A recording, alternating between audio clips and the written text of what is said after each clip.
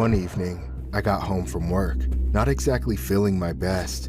I knew a nice long shower would do me some good, but then I saw an empty bottle of conditioner on my bathroom counter. I'd left it there a night or two ago, thinking it would remind me to get more on my way home. Luckily, I live about 5 minutes down the road from Walmart, so I stepped out for a quick trip, with only about 30 minutes left until they closed. Finding parking was easy in the middle of the night, but it gave me quite a different problem. Loitering in front of the store, eyeing me before I even got out of my car, was a creep. He was a strange, gangly man, looking as much like a zombie as he did a living person. His eyes tracked me without blinking as I made my way across the parking lot. I was hoping the guy would not engage with me, but that was just wishful thinking. Approaching the entrance, I did my best to keep my eyes forward and down to ignore him, but it didn't make a difference. At that critical range of about 20 or 30 feet, he called out to me and stepped closer.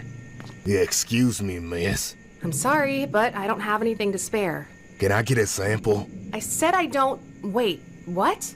"You seem sweet and savory like a nice, thick piece of..." Hey, back off! Before I knew it, the creep tried hugging me. Fortunately, I was quick enough to duck inside the store and get the attention of a few nearby people, including an employee, so they stared him down as I continued through, giving me a chance to put some distance between us. Brushing it off, I headed for the bathing aisle. I knew exactly where my conditioner was, so it should have been an easy grab and go, a minute tops. Of course, when I got to the shelf, my conditioner was either out of stock or replaced with something else, because it just wasn't there.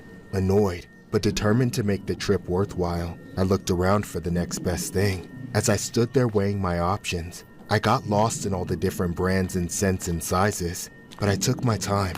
I was alone, or so I thought so I wasn't in anyone's way. Then, seemingly out of nowhere, I heard a sniff. At first, it barely registered. It was too quiet to pinpoint exactly which direction it came from, but it still tipped me off. I wasn't as alone as I thought, even so late at night in a part of the store that's never very crowded. However, when I looked around, I didn't see anyone. I figured I had just heard somebody on the other side of the shelf take a whiff of a bottle of shampoo. I started opening up to the idea of small talk with another woman, something to cleanse my palate from the previous interaction. Maybe I could make a joke or ask for a recommendation. Maybe they knew where to find what I was originally looking for. Sadly, that fleeting daydream vanished in the very next instant when I heard another sniff. This time it was louder, deeper, and unmistakably right behind me. My body froze in terror. I wrenched my neck to look over my shoulder, and there I saw that man that harassed me outside the store. He was crouched below my waist, burying his face into the back of my pants and sniffing my... I ran for my life. Every single inch of my skin was crawling.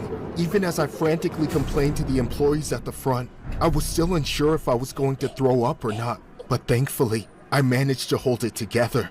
Moments later, security apprehended the freak and held him at the store until police arrived. A quick check of the security cameras revealed he'd been sneaking in sniffs of my butt for several minutes before I noticed, but at least it provided ample evidence to arrest him. Afterwards, I stayed in contact with the police. I wanted to do everything I could to make sure he never preyed on another woman again, but unfortunately, it was already too late for that. As it turns out, he was a registered offender from a conviction nearly 5 years prior to the incident. Even worse, he had recently been caught multiple times for the exact same depraved shit he was doing to me. It's clear he's never going to change and probably has no desire to do so whatsoever. The only good that came of this is that he has put away somewhere he will never be around women ever again. Ever since that night, my anxiety has been crippling. I can't stop looking over my shoulder, always expecting to see someone taking advantage of me. I don't even want to go outside unless I'm with someone I trust, and that number of people is smaller than it's ever been. On a more personal note, I am also now heavily triggered by my own body odor, no matter what it smells like or what part of my body it's coming from. Whenever I smell myself, I get furious and terrified at the same time. I can't rest until I've scrubbed and rinsed myself raw, until I'm cleansed of whatever that sick freak wanted of me. A registered offender was arrested after he sniffed a woman's rear end. Police were dispatched after a report of someone loitering in the women's department. Their investigation led them to a nearby Walmart, where they used the store's surveillance system to track a man following a female customer. The officers watched as the suspect followed the woman, crouched behind her, and engaged in lewd behavior by inappropriately sniffing her bottom. The suspect was 38-year-old Khalees Caron Croder, who we previously made a video on for an eerily similar incident at a bookstore, so be sure to check that out. Crowder has a documented history of arrests and similar incidents dating back to 2021. He has since been detained.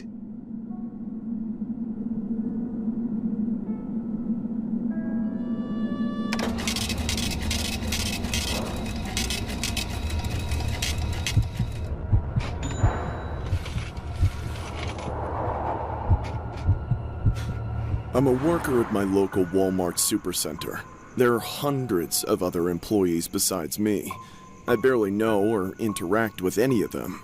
The only guy I could say I was friends with was Mike, an old widower, twice my age, who honestly should have retired a long time ago, but he kept himself busy here as a greeter. All evening long, he would stand around the entrance, checking receipts, talking to customers, doing his best to make Walmart seem less like the gigantic, faceless mega-corporation that it is. I was a cart jockey. Since I spent 80% of my time in the parking lot and entrance, Mike and I would socialize the most, since we worked in the same area. Recently, however, there had been rumors of a potential serial shoplifter. For the longest time, we never even knew his name, just that he was big, mean, came whenever he felt like it, and nobody could stop him. Sometimes the security guys would see him on the cameras, but they would never mobilize in time.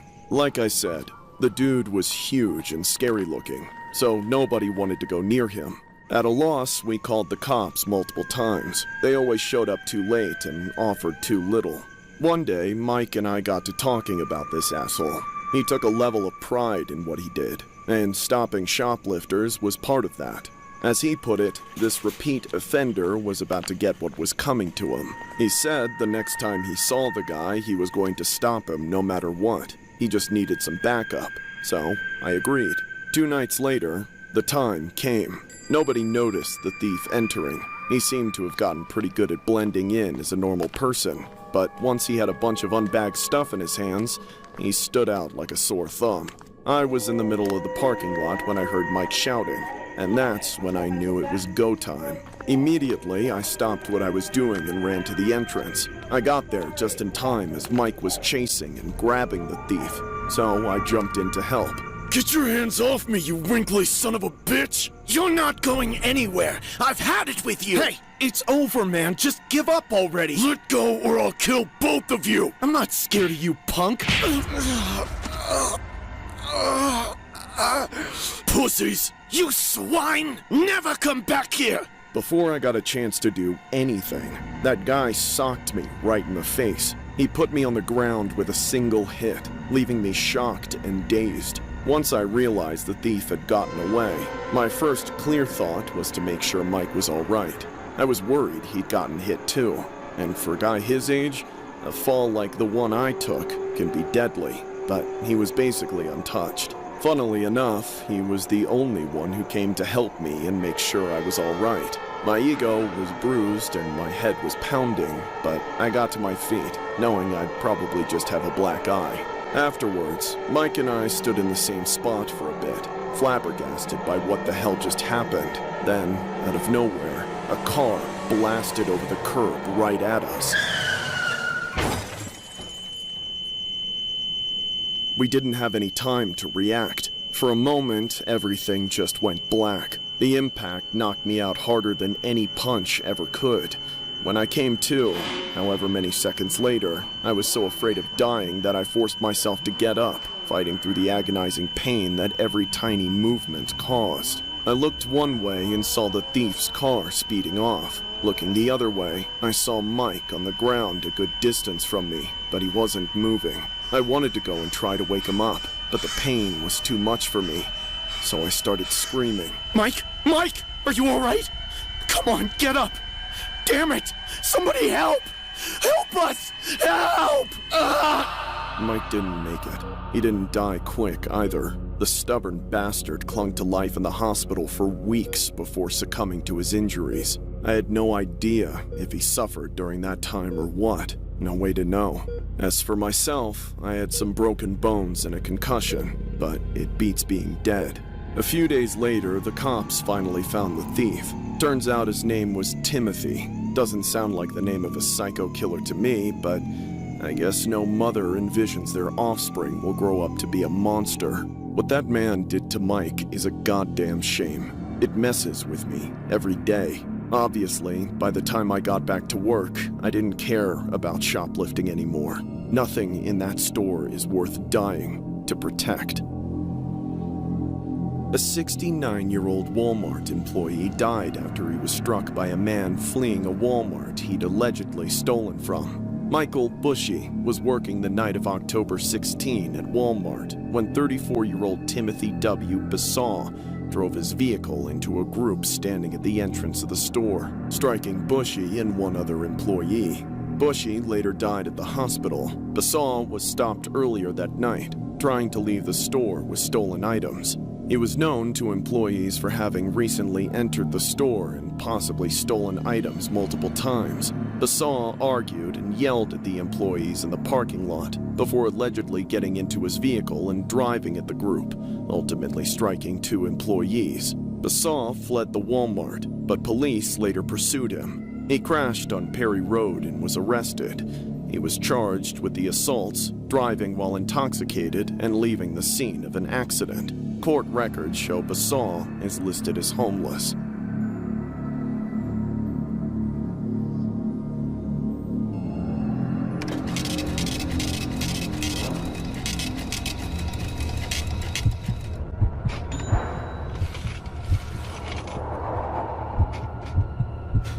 Working night shifts at Walmart has taken a toll on me.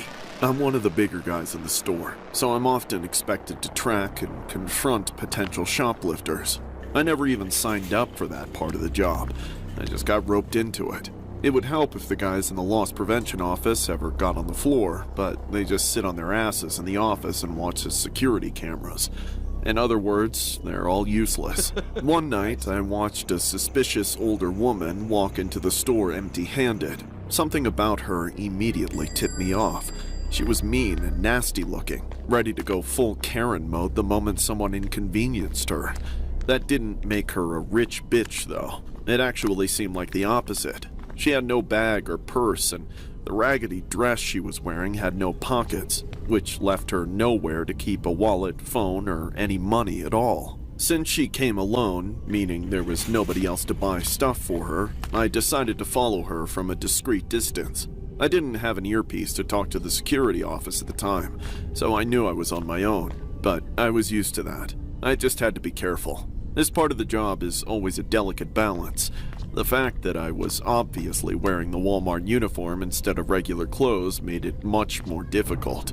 I kept my distance and stayed busy with my hands while watching her in my peripheral vision. Occasionally, I risked a quick but direct glance, and every single time she had something in her hand. The way she always caught me looking at the very same instant was suspicious and maddening at the same time. I looked away as fast as possible to not seem like I was staring, but I knew she was on to me. Even weirder, every time I looked, there was a different item in her hand, though she wasn't accumulating anything. She didn't have a basket or a cart, and like I said, no bags or pockets. I considered that she could have been hiding things in her cleavage, but she didn't have a bra to hold things up, and that thin dress was very revealing. If she was hiding anything there, it would have been plain to see. For quite a few minutes, the same thing kept happening. I noticed her take something off the shelf. She'd noticed me and give me a death stare, and then I'd look away. By the time I looked back, she somehow made every damn thing disappear. I knew she was stealing, but I just couldn't prove it. Eventually, I figured I needed to get creative. Instead of watching her from afar, I needed to swoop in and get a closer look.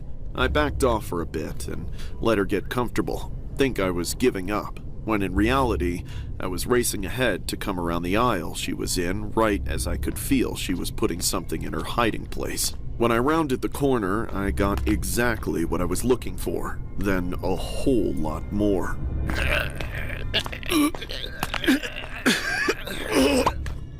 Hey! What the hell are you looking at? No way! That's what I thought! Now leave me alone! Wait, ma'am, stop! I know you've been stealing. I saw you shove that up your— What? I didn't shove nothing!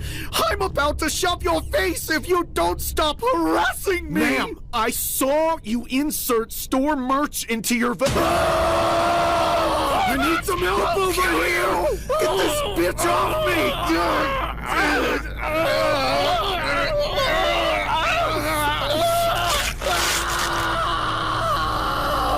After fending her off for God knows how long, my coworkers came to help. Those lazy security guards finally did their job and pulled that psycho screaming bitch away. They detained her until the cops arrived, yet by then she was still going insane. They tried to search her so they could arrest her for stealing, but she kept claiming that everyone was just trying to assault her. At some point, they came to an agreement. They wouldn't touch her anywhere but her handcuffs, as long as she willingly revealed and surrendered everything she stole. That's when we all bore witness to the most haunting sight. One by one, the woman pulled things of every shape and size out of her privates. It was every single thing I'd seen in her hands before they disappeared, and now I knew where they had gone. Honestly, I wish I never found out. I can't go into specifics, but the sheer volume of things she had up there had to break some kind of record. How she was even able to walk, I'll never know. At the end of the ordeal, she was arrested and taken away. However, even though she is no longer my problem, I cannot forget her.